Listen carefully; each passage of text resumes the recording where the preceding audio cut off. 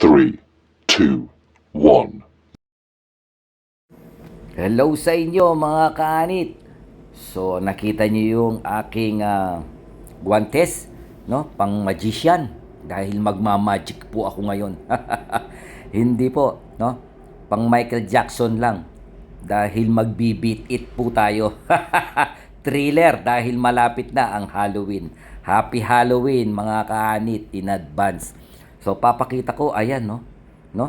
Partida po 'yan, kulay puti ang aking gloves pero hindi messy, no? Hindi makalat, marumi ang paggawa. Ibig sabihin walang isinusukang ink yung aking mga ipinapasok, ini-insert, pinupok, itinutusok, itinatato sa ulo ni Sir.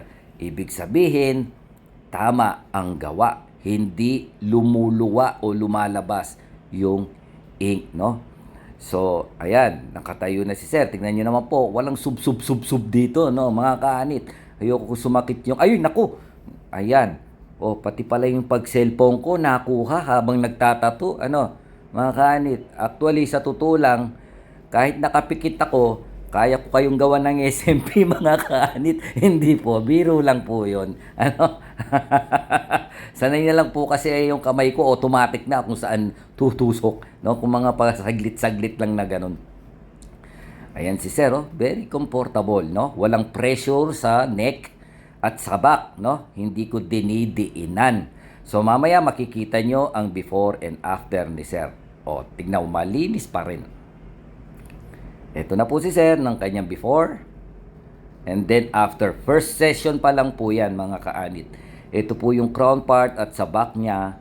So ito po yung after ng aming first session, no? Ang ganda. I-zoom ko pa po yan mga kaanit. Na optical zoom na screen zoom pa. Ano po? So, ang ganda, realistic, hindi dikit-dikit, no? Sige po mga kaanit, mabuhay kayo.